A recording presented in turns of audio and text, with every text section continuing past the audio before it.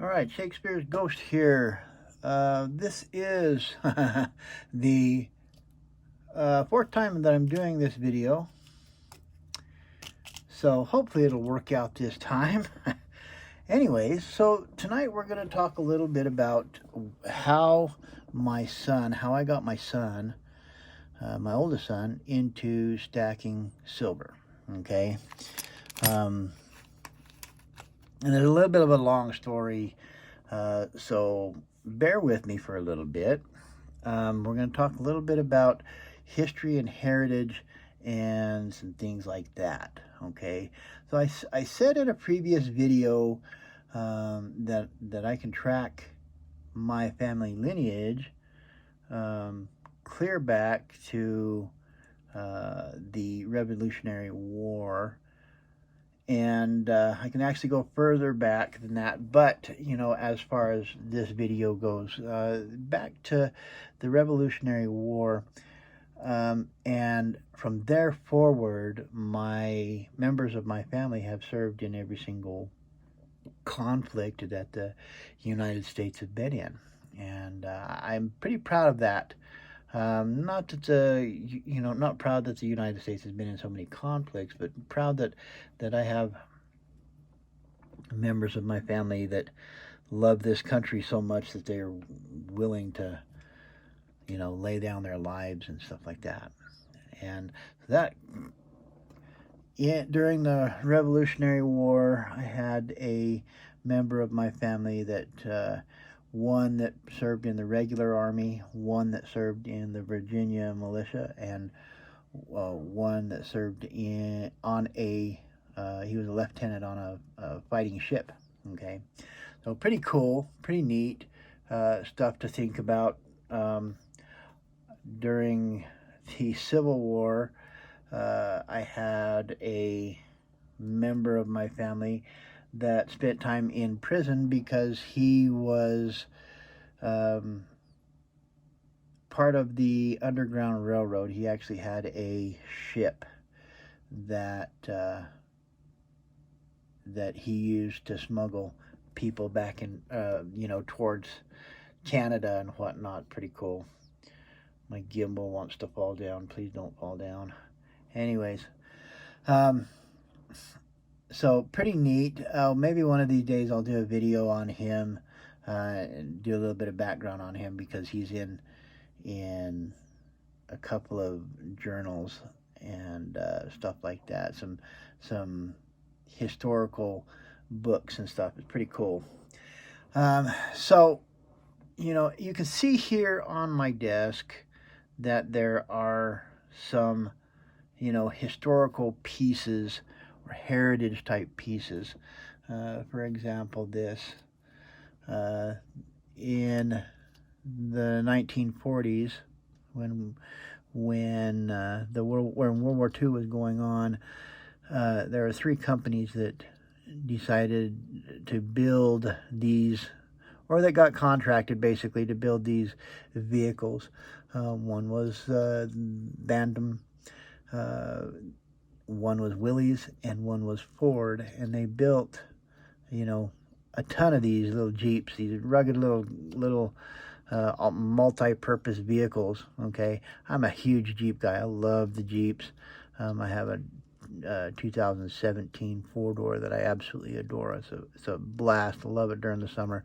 I will definitely be posting some videos of it, of me cruising around in the Jeep during the summer, because it's top off and doors off and stuff like that. It's a blast.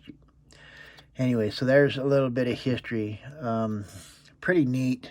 My grandpa and his brothers served in World War II, both in the European theater and the Pacific theater, and they had some great stories throughout history. Oh, I forgot to mention, this is a bayonet from World War One, from the family. Pretty neat, stamped 1913. Pretty cool. But yeah, I mean, it's kind of interesting to have members of the family that have served in the armed forces. I've got a lot of cousins and that are, in the armed forces now. My son is in the armed forces now. He's in the Air Force and just graduated his tech school. So really super proud of him. Okay. Now, on to this bad boy. This, for those of you that don't know, let me get it down here a little bit more. Those of you that don't know, is a Colt 1911. Okay, this was designed by John Browning. Been in service from 1911, hence the 1911. Okay, John Browning sold the design to Colt Manufacturing. Okay, and John Browning and Colt for the longest time had a really great relationship. Okay, it soured after a while, but they both, as far as firearms go, they both were able to do really well with their companies. Okay, this one is, you can see right there. Maybe a little closer. There we go. 100 years of service is what it says. You probably can't see it real good. I'm still working on my lighting and stuff like that. So, but it says 100 years of service, and this is the 100-year anniversary of the Colt 1911. Okay, this don't get shot very much. My dad gave it to me for Christmas a few years back, and so it guards my safe really well. But this is a history that I'm holding in my hand, not this firearm per se, but the 1911 in general. Okay, pretty cool, pretty neat. To think about the history that is behind this. Okay, I've got American Silver Eagle. I've got some my little baggies of silver that I absolutely love. I've got some $2 bills. You don't see those too much, even though they're still being printed. You don't see them very much. I've got some silver certificates. Back in the day when you could walk into a bank and put $1 down and get $1 worth of silver, and then American currency. Not much here because I'm just a school teacher. I don't make a whole bunch of money. And you look over here on this side, I've got you can see the wow. Yeah, I'm a knucklehead sometimes. My brain just kind of poops out on me. Anyways, I've put these things in coin holders, and these are from a collection that I got from one of my grandpas, and it's they're all dated, during the 40s and 39s and stuff like that, and 42. But they're Australian, they're Netherlands, they're German, they're Canadian. I've got some British, but they're all, right around, excuse me, World War I and World War II. A lot of history in these little guys for sure. Now, I've got some that I use on a regular basis. I need to switch out the holders a little bit, but these are all British 3-pence and 6-pence, and this one's a shilling. But I use these when I teach Shakespeare to my students. I'm holding them in the wrong spot because I'm dummy. Anyways, here, let me show you a better picture. So I show these off to my students when I teach Shakespeare. And the reason I do this is because we go over the day in the life of a British citizen in the 1600s. Okay, and believe it or not, if you were living there today, this is about how much you would make per day. Between 3 and 6 pennies is what this is. Even though it says 925 silver, Okay. You'd make about 3 to 6 pennies per day, doing things like working in the fields and digging ditches and, things like that. Uneducated. Okay. So I love showing the kids, to see the kids' face when they realize, wow, okay, the minimum wage, even though it's $7.50, really not too bad. So anyways, on to the story of how I got my kid into stacking. And so he's like, asks me one day, "You still stacking?" And I'm like, "I haven't stacked for a while." And he's like, "Oh, really?" Yeah. And I'm like, "Yeah, just haven't got out of it." Well, I didn't really tell him the real reason why. Because it's a subject that's kind of, man, it makes me sad a little bit, because I'd been stacking silver by purchasing silver and gold for quite a while. Life happens sometimes, right? Heart attacks happen. Well, I had a heart attack. And it was a major heart attack.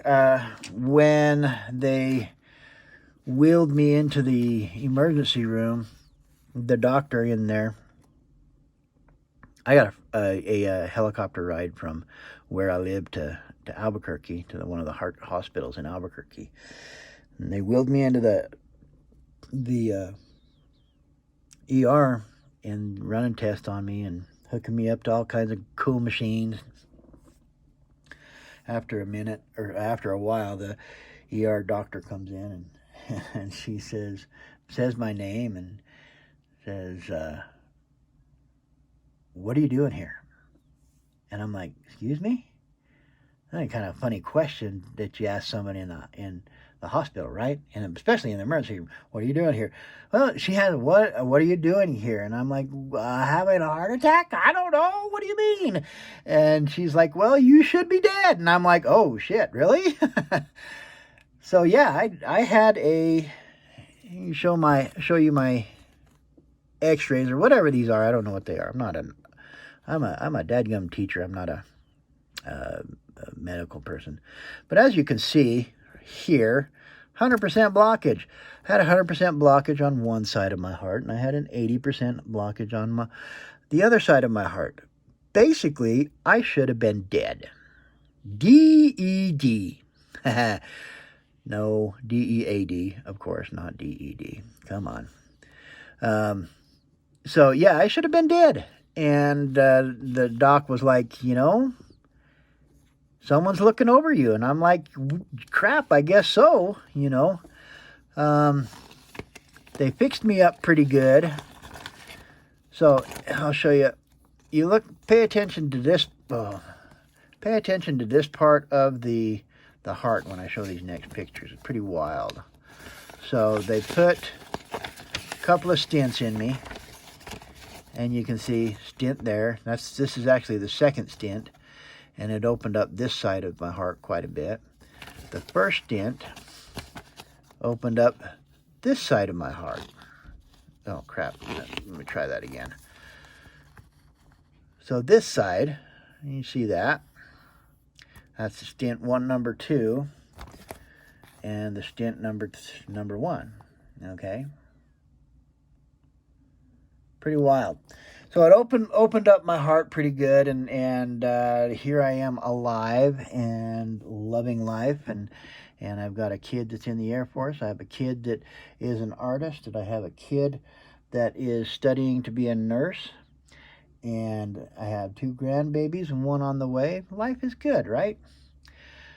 Well, what I didn't tell my son, and I don't know if any of my other kids know either, but what I didn't tell him is that I had to get rid of, I had to liquidate. It seems as if helicopter rides are expensive.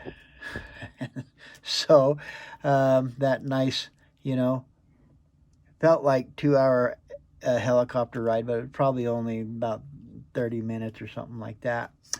But yeah, that cost me a pretty penny. It cost me most, I would say, probably 95% of my silver and gold. You know, I didn't have a whole ton, but I had a whole hell of a lot more than I have now.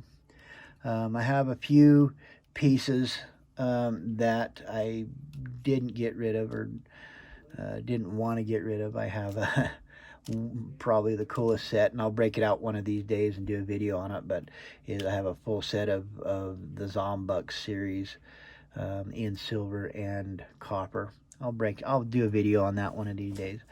But yeah, so that's what happened. And you know, the boy we talked quite a bit about silver and stuff like that, and I wanted to make sure that he wanted to do it, and he really wanted to do it, and he's a lot better with money than I am, and so his first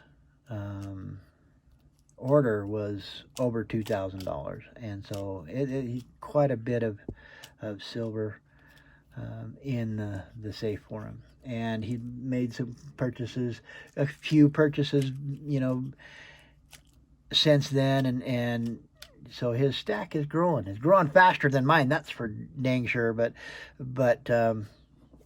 you know, pretty excited, pretty happy for him, pretty excited that he's getting into this and thinking about his future more than I did when I was his age and stuff like that. Anyways, guys, I know this is a long-winded video, and I hope you guys have stuck with it and listened. I hope you enjoy a little bit of my history. If you have any questions, drop them in the comments section below. You know, help me out a little bit if you want, and like, subscribe, hit the bell, you know, share the video. If you're a new silver person, I'm an English teacher. I'm not a financial advisor. But playing around with silver and gold is fairly decent. It's a good idea. Plus, it's fun. But if you are new in the game and have any questions, feel free, reach out. I'll answer them. Maybe give me something to video about. All right, guys. Hope you guys have a great evening. Good luck tomorrow. Tomorrow's Monday. Oh boy, here goes another week. Guys, have a good one. Bye.